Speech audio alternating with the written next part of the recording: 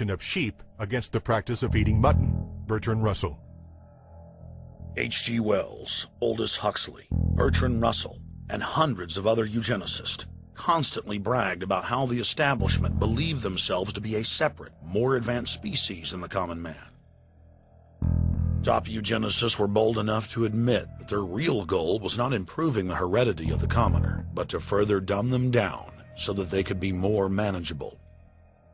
Nobel Prize winner Russell wrote at length about how vaccinations filled with mercury and other brain-damaging compounds would induce partial chemical lobotomies and develop a servile zombie population. Diet, injections, and injunctions will combine from a very early age to produce the sort of character and the sort of beliefs that the authorities consider desirable, and any serious criticism of the powers that be will become psychologically impossible. Bertrand Russell. Over 100 years ago, eugenicist social planners said that they'd use mind-altering drugs to control the population.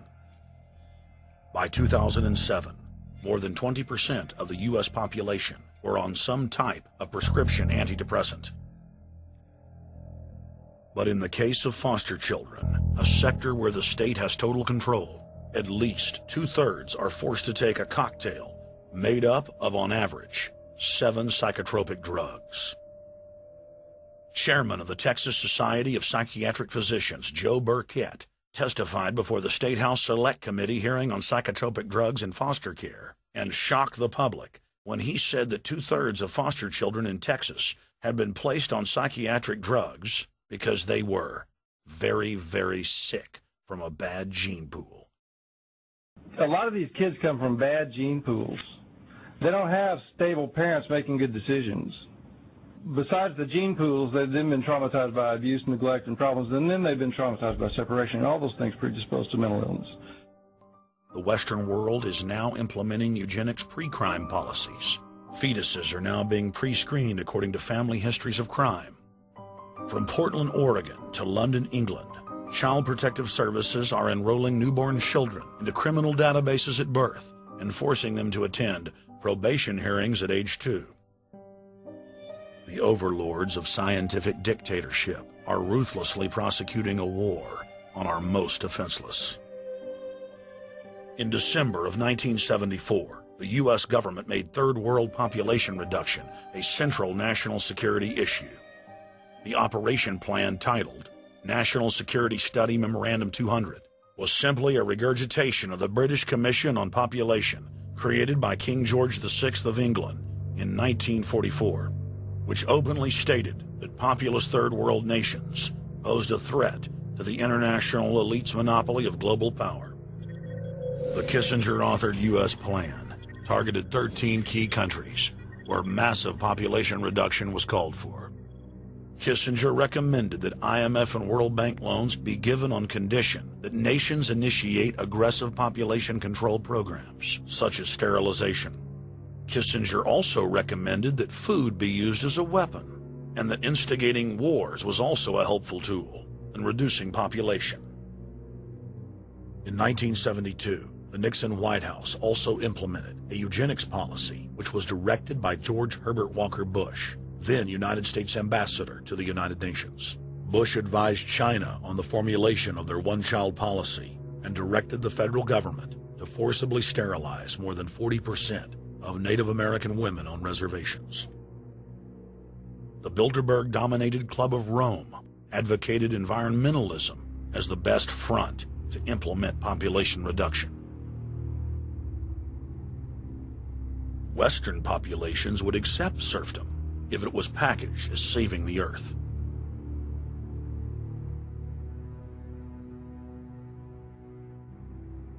Industrialization of Africa, Asia, and Latin America could be blocked. Citizens would more willingly give up their national sovereignty if it were sold as a way to help the planet. The think tank also concocted the peak oil fraud as a way to create artificial scarcity.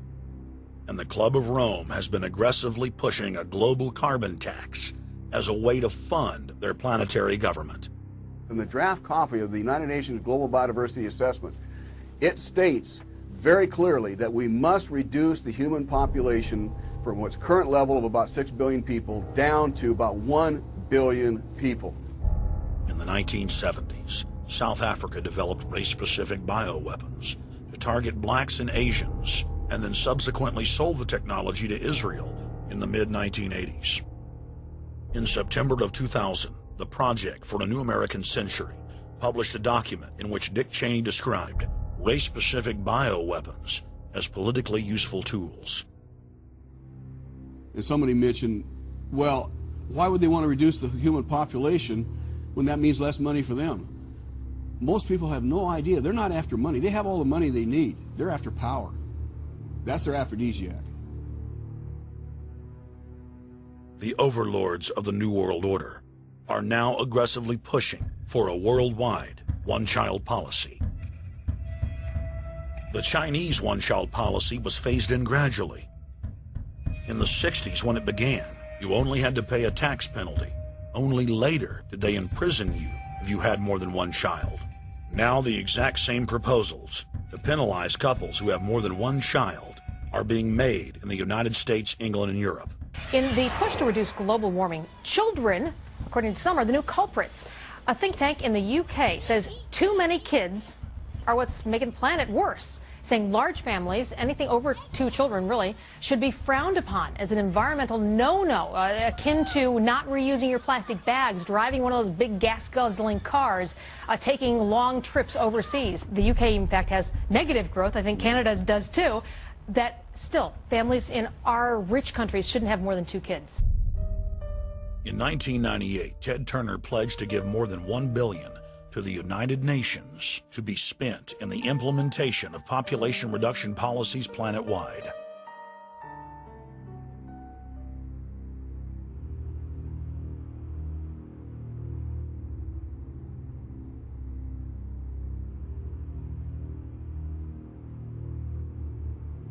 In 1999, the Bill and Melinda Gates Foundation gave $2.2 billion to Planned Parenthood, the United Nations Population Fund, and other population reduction groups. By 2007, the Gates had given more than $30 billion, almost exclusively to population control groups. The controlled corporate press cynically reported that the Gates were giving the money to help third world children. Bill and Melinda Gates were dethroned as the world's most generous philanthropists when their friend and fellow population reduction enthusiast, Warren Buffett, gave $37 billion to fund an army of population control groups. And I actually think the world will be much better when there's only 10 or 20% of us left. Dr. Eric Pianka.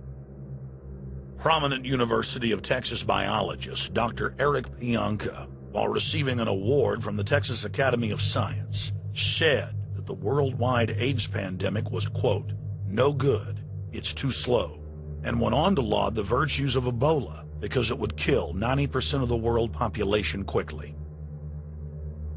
When his statements erupted into a national controversy, his graduate students defended him, stating that Pianka was too conservative and that all humans should be killed.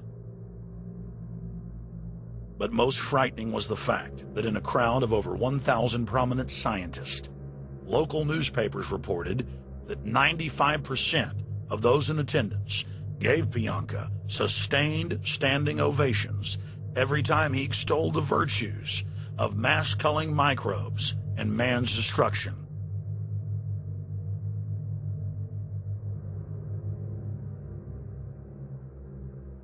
China was able to turn the corner and become the leading world superpower because they have a police state and they are able to force people to stop reproducing. Dr. Eric R. Pianka. The eugenics movement has now shaken off much of its Nazi baggage and is using people's legitimate concern about the environment as a cloak to conceal their real agenda.